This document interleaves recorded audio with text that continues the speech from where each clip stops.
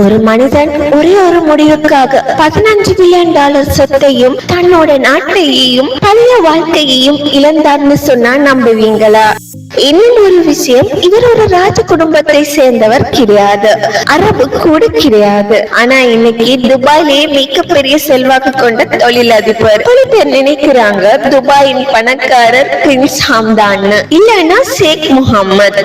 ஆனா உண்மை அதை விட ஆச்சரியமானது. அரேபியன் பிசினஸ் வெளியிட்ட பட்டியலில் துபாயின் நம்பர் 1 இன்ஃபுளுன்ஷியல் என்டர்பிரினியர் ஒரு சாதாரண குடும்பத்துல பிறந்த மனிதர். இவருடைய பார்த்தா ஃபிட்னஸ் மாடல் மாதிரி, முகத்தை பார்த்தா ஹாலிவுட் ஹீரோ மாதிரி, வங்கி கணக்கு பார்த்தா $15 பில்லியன். ஆனா அந்த பணம் எல்லாமே அவரோட புத்திசாலித்தனத்தாலும் திறமையாலும் சம்பாதிச்சது. ஆனா இந்த அளவுக்கு உயர்ந்த அவர் ஒரு நாள் உன் நிறுவனத்தை எங்களிடம் ஒப்படை என்று மிரட்டப்பட்டாரு. அவர் என்ன செய்தார் தெரியுமா? என்னோட பணம் போனாலும் பரவாயில்ல, மக்களின் பிரைவசியை நான் விற்க மாட்டேன்னு சொல்லிட்டு தன்னோட நாட்டையே விட்டு வெளியேறினாரு. அதுக்கு பிறகு உலகமே பயன்படுத்தும் அரசாங்கங்களுக்கு தலைவலியாக இருக்கும் ஒரு ஆப்பை உருவாக்கினாரு. இவர் யார்? எப்படி ஒரு ஏழை குடும்பத்திலிருந்து உலகம் முழுக்க இருக்கும் ஆயிரக்கணக்கான பெண்கள் இவரை கனவு நாயனாக பார்க்கின்றார். இவர் எப்படி ஏழை குடும்பத்திலிருந்து உலகின் மர்மமான பில்லியனர் ஆனாரு? அவரோட வாழ்க்கை ஏன் கோடிக்கணக்கான மக்களுக்கு இன்ஸ்பிரேஷனாக இருக்கு? இவரை பற்றி பெண்கள் இவ்வளவு பேசுறாங்க. இவர் உண்மையிலே துபாயின் மிகப்பெரிய சக்தி வாய்ந்த மனிதரா? இந்த வீடியோல எல்லா உண்மைகளையும் தெரிஞ்சுக்கலாம். வீடியோவை ஸ்கிப் பண்ணாம முழுசா பாருங்க.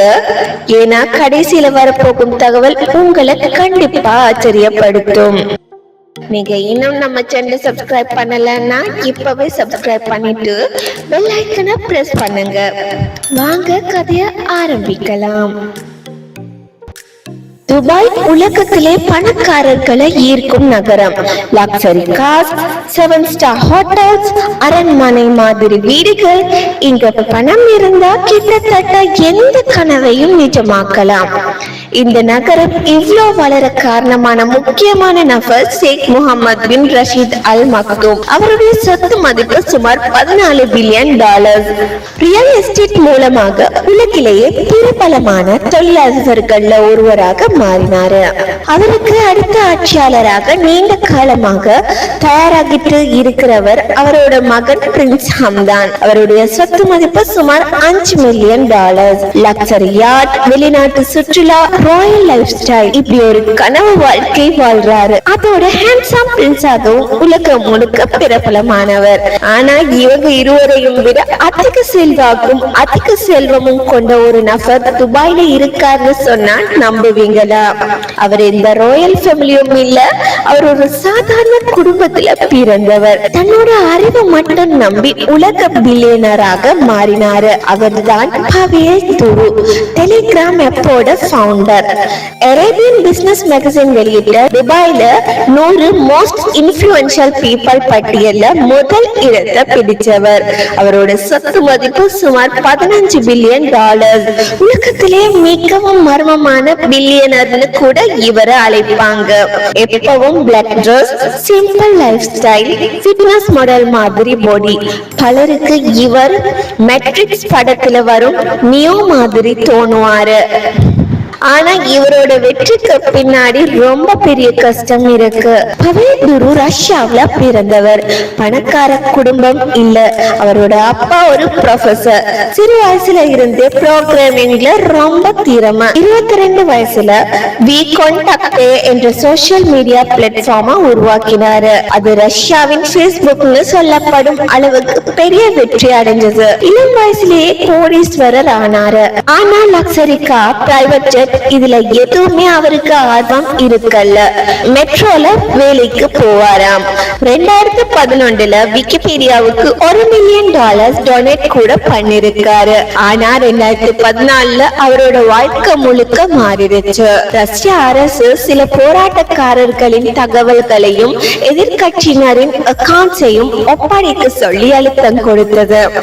ஆனா பவேல் துரு மறுத்துட்டாரு. மக்களின் பிரைவசியும் ஃப்ரீடம் ஆஃப் ஸ்பீச்சும் எனக்கு பணத்தை விட முக்கியம்னு சொன்னாரு. அதுக்கு பிறகு போலீஸ் அவரோட வீட்டுக்கே வந்தது. தன்னுடைய நிறுவனத்தையே விற்க வேண்டிய நிலை ஏற்பட்டது. ரஷ்யாவை விட்டு நிரந்தரமா வெளியேறினாரு. அதுக்கப்புறம் அவர் ஒரு புதிய கனவை உருவாக்கினாரு. அதுதான் டெலிகிராம். யாராலும் எளிதாக ஹேக் செய்ய முடியாது, அரசாங்கத்தாலும் எளிதாக கண்காணிக்க முடியாத ஒரு செக்யூர் மெசேஜிங் ஆப். இன்னைக்கு உலகம் முழுக்க கோடிக்கணக்கான மக்கள் டெலிகிராம பயன்படுத்துறாங்க.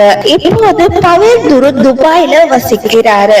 2021 UAE சிட்டிசன்ஷிப்பையும் பெற்றாரு. எவ்வளவு பணம் இருந்தாலும் பிரைவேட் ஜெட் இல்ல, லக்ஸரி கார் இல்ல, யாட் இல்ல. அவரே சொல்றாரு, பொருட்களை வாங்குறதை விட புதுசா உருவாக்குறதுல தான் எனக்கு சந்தோஷம்.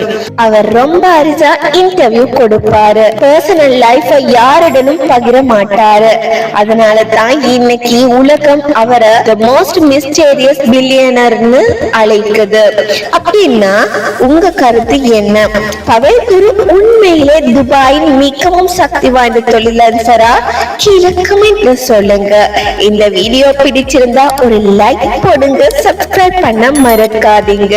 அடுத்த வீடியோல மீண்டும் சந்திப்போம். அது வரைக்கும் டேக் கேர்.